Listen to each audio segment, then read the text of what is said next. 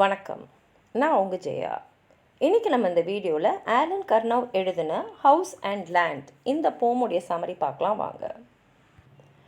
இந்த போமில் நம்ம யாரை பார்க்குறோன்னா, இப்போ நம்ம இந்தியாவில் பிரிட்டிஷர்ஸால் ஆளப்பட்டோம் இல்லையா? அப்போ நம்ம பிரிட்டிஷோட காலனியாக இருந்த மாதிரியே தான் நியூசிலாண்டும் யூரோப்பியன்ஸோடைய காலனியாக இருந்தது. அவங்களுக்கு விடுதலை கொடுத்துட்ட அப்புறம் நிறைய பேர் திரும்பி அவங்களுடைய நாட்டுக்கே போயிட்டாங்க. ஆனால் ஒரு சில பேர் இல்லை, இந்த இடம்தான் என்னுடைய இடம், நான் இங்கேயே இருக்கேன்னு சொல்லிட்டு தாங்கினவங்களுடைய மனநிலைமை, அவங்க எப்படி அவங்க அங்கேருந்து குடிபெயர்ந்து இங்கே இங்கேயே தங்கணும்னு நினச்சாங்க. ஆனால் இங்கே அவங்கள ஒருத்தங்களாக அவங்க ஏற்றுக்கொள்ளப்படலை, வெளிநாட்டவராக தான் பார்க்கப்பட்டாங்க.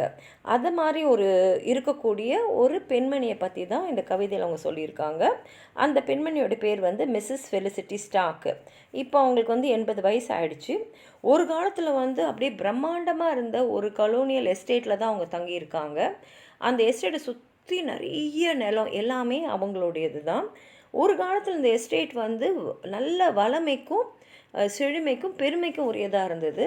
ஆனால் இப்போ அது அப்படியே காலியேன்னு யாருமே அவங்களோட பேசுகிறதில்ல, யார் கூடயும் அவங்களுக்கு ரொம்ப தொடர்பு இல்லை. அதனால் அந்த இடமே காலியாகவும் அங்கே வேலை செய்கிறவங்க மட்டும் வராங்க, வேலை செஞ்சுட்டு போயிடுறாங்க. அவங்களோட யாரும் பழகலை, அவங்கள அந்த நாட்டவராக அவங்க இன்னும் ஏற்றுக்கல. அதனால் மிஸ்ஸஸ் ஸ்டார்க் இந்த மாதிரி கலோனியல் லேண்ட்லேயே தங்கிட்ட சில செட்டிலர்ஸை பற்றின ஒரு ரெப்ரசன்டேட்டிவாக தான் அவங்களும் இருக்காங்க. ஏன்னா இப்போ அவங்க இருக்கிற இடத்துல அவங்களுக்கு அமைதியே இல்லை, அவங்களுக்கு சொந்தம் பந்தம் நெருக்கம்னு சொல்லிக்கிறதுக்கு யாருமே இல்லை.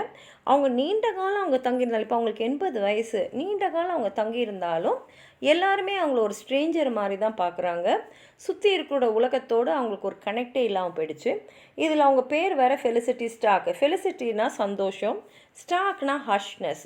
இப்போ அந்த ஹார்ஷ்னஸை தான் அவங்க இப்போ ஃபேஸ் பண்ணியிருக்காங்க. கடுமையான சூழ்நிலையை தான் அவங்க தினமும் அனுபவிச்சிட்ருக்காங்க. இவங்களாம் ஆரம்ப காலத்தில் நியூசிலாண்டில் தங்கின குடும்பத்தை சேர்ந்தவங்க. அந்த நிலம் கூட அந்த நாட்டை சேர்ந்த மயூரி ஜனங்கிட்டேருந்து இவங்க எடுத்துக்கிட்டது தான். இப்போ என்ன ஆயிடுச்சுன்னா, அந்த மயூரி ஜனங்க ஏன் இன்னும் நீங்களாம் இங்கே இருக்கீங்க, போயிடுங்க எங்கள் நாட்டை விட்டு அப்படின்ற மாதிரி தான் அவங்கள பார்த்துட்ருக்காங்க. அதனால் ஒரு காலத்தில் அந்த கலோனியல் ட்ரீம் இப்போ அப்படியே வாடி போயிடுச்சு. இப்போ இருக்கக்கூடியதெல்லாம் ஒரு வெறுமை தான். அதே வீடு ஒரு காலத்தில் எப்படி செல்வ செழுமையை எழுந்ததோ, இப்போ ஒரு ஞாபகமாக தான் இருக்குது. ஒரு காலத்தில் இவங்களாம் இருந்தாங்கன்னு சொல்லக்கூடிய ஒரு அடையாளமாக தான் இருக்குது. அதே சமயத்தில் இவங்களுடைய கடந்த காலம்லாம் அவங்க யோசித்து பார்க்குறாங்க. ஏன்னா இப்போ மனசில் அது ஒரு பாரமாகவே இருக்குது. ஏன்னா அவங்க முதல்ல இங்கே வரும்போது அந்த ஜனங்க எப்படி இருந்தாங்க, இவங்களாம் அவங்க நாட்டிலேருந்து எவ்வளோ விஷயங்களை இங்கே கொண்டு அந்த இடத்த மேம்படுத்தினாங்க. ஆனால் இவ்வளோ மேம்படுத்தி என்ன பிரயோஜனம், நம்மளை எல்லாருமே வெளியாளாக தானே பார்க்குறாங்க அப்படின்ற ஒரு மனநிலை தான் இவங்களுக்கு இப்போ புரியுது. இப்போவும் இவ்வளோ வருஷமும் இருந்து கூட நம்ம இந்த இடத்துக்கு இன்னும் மக்கள் நம்மளை ஏற்றுக்கலை. அந்த நிலமே அவங்க கோல்டு அண்ட் அன்ஈல்டுன்றாங்க. அது ஆக்சுவலாக அங்கே இருந்த ஜனங்க அவங்கக்கிட்ட காமிச்ச ஒரு ஃபீலிங் தான். அவங்க இத்தனை வருஷத்தில் எவ்வளோ மாற்றங்கள் நிலத்தில் நடந்திருக்கு, அவங்க வாழ்க்கையில் நடந்திருக்குன்னு யோசிக்கிறாங்க. இவங்க இப்போ அவங்களோட கடைசி காலத்தில் இருக்காங்க, தனிமையில் இருக்காங்க. சுற்றி இருக்கிற உலகத்தோடு அவங்களுக்கு எந்த விதமான கனெக்ஷனும் இல்லை. அவங்களோட மனசில் இருக்கிறதெல்லாம் கடந்த கால ஞாபகங்கள் மட்டும்தான். அதை மாத்திரம் தான் நினச்சிக்கிட்டு வருத்தத்தோடையும் ஏண்டா என்ன பண்ணின்னு இருக்கோம் நம்ம அப்படின்னு தெரியாத ஒரு நிலைமையோடு அவங்க வாழ்ந்துக்கிட்டு இருக்காங்க. இப்போ கவிதையை படித்து பார்க்கலாம். இப்போ ஒரு ஹிஸ்டோரியன் அங்கே வராரு. Was on this the site as the historian of the original homestead. அவர் அங்கே இருக்கக்கூடிய அந்த பால்காரரை பார்த்து கேட்குறாரு, இதுதானே ஆரம்ப காலகட்டத்தில் அவங்க எல்லாம் ஆக்கிரமிப்பு பண்ண இடம் அப்படின்னு கேட்குறாரு. couldn't tell you, said the cowman. I just live here, he said, working for old Miss Wilson, since the old man's been dead. அந்த பால்காரர் சொல்கிறாரு, நான் எதுவும் உங்ககிட்ட சொல்ல முடியாது, ஏன்னா நான் வெறும் இங்கே தங்கி தான் இருக்கேன். நான் இங்கே இருக்கிற ஓல்டு மிஸ் வில்சனுக்கு வேலை செய்கிறேன். அவங்களோட கணவர் இறந்துட்ட அப்புறம் நான் இன்னும் தொடர்ந்து இங்கே வேலை செஞ்சுட்டு தான் இருக்கேன் அப்படின்றாரு. Mopping under the blue gums, the dog trailed his chain from the privy as far as a fowl house and back to the privy again. அங்கே ஒரு நாய் இருக்குது, அது செயின் கட்டி தான் இருக்குது. அதனால் அது என்ன பண்ணுதுன்னா, அது இருக்கிற இடத்துலேருந்து இந்த கோழியெல்லாம் வச்சுருப்போம்ல, அந்த பண்ணை வரைக்கும் சுற்றி பார்த்துட்டு திரும்பி அதோடைய இடத்துக்கே வந்துகிட்ருக்கு. Feeling the stagnant afternoon quicken with a smell of rain. அது வந்து ஒரு மதிய நேரம் தான், ஆனால் மழை வரப்போது போகிற மாதிரி அந்த உணர்வுகள்லாம் தரக்கூடிய சூழ்நிலை இருக்குது. They sat old Miss Wilson with her pictures on the wall. அந்த வீட்டுக்குள்ளே தான் இந்த வயதான பெண்மணியான மிஸ் வில்சன் இருக்காங்க. செவர்லெல்லாம் அவங்களுடைய படங்கள் நிறையா இருக்குது. The baronet uncle, mother's side and one she called the hall, taking tea from a silver pot for fear the house might fall. இப்போ வந்து அந்த செவுத்தில் இருக்கிற படங்கள்லாம் அவங்களும் அவங்க சொந்தக்காரங்களோடு அவங்க எடுத்த நிறைய படங்கள்லாம் அங்கே இருக்குது. அவங்க வந்து அந்த அறையை வந்து த ஹாலுன்னு ஒரு காலத்தில் கூப்பிட்டது திரும்பியும் கூப்பிட்டுருக்காங்க. இப்போ அவங்க டீ குடிச்சிட்ருக்காங்க. சில்வர் பாட்டில் செஞ்ச டீ தான். எப்போ இந்த வீடு வந்து நம்மளை விட்டு போயிடுமோ, கீழே விழுந்துருவோன்னா ஒன்று அவங்க கையை விட்டு போயிடுற மாதிரி இருக்கலாம், இல்லைன்னா ரொம்ப பழைய காலத்து வீடாக இருந்து எப்போனா விழுற நிலைமையில் இருக்கக்கூடிய ஒரு வீடாகவும் இருக்கலாம். People in the colony, she said, can't quite understand. Why from Waffle to the mountains? It was all father's land.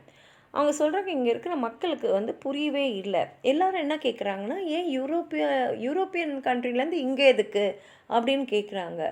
இங்கே ஏன்னா இது எங்கள் அப்பாவுடைய நிலம், இதுதான் என் மூதாதையோட நிலம், அப்போ நான் இங்கே தானே இருக்கணும், இதுதானே என் இடம் அப்படின்ற ஒரு எண்ணத்தை இவங்க வெளிப்படுத்துகிறாங்க. She is all of 80s at the cowman. பால்காரர் சொல்கிறாரு, அவங்க வந்து 80 வயசை தாண்டிடுச்சு அவங்களுக்கு. Down at the milking shed. I am leaving your next winter too bloody quiet, he said. அவர் வந்து அந்த பால்லாம் கறந்துட்டு அந்த மாட்டுக்கொட்டைக்கிட்ட தான் இருக்கார். நான் கூட அடுத்த வின்டருக்கு போயிடுவேன், ஏன்னா இங்கே ரொம்ப அமைதியாக இருக்குது, வெறும் எழுந்து வேலை செஞ்சுட்டு அப்படியே போகிறது வாழ்க்கை இல்லை இல்லையா. அதனால் அவர் என்ன சொல்கிறாருன்னா, நானும் வந்து அடுத்த வின்டர் இங்கேருந்து போயிடுவேன் அப்படின்றாரு. The spirit of exile, wrote the historian, is strong in the people still. அப்போ இந்த ஹிஸ்டோரியன் வந்து நோட் பண்ணுறாரு, இந்த மாதிரி இங்கே இருக்கிற ஜனங்களோட மனநிலை எப்படி இருக்குன்னு. He reminds me rather, said Miss Wilson, of Harriet's youngest will.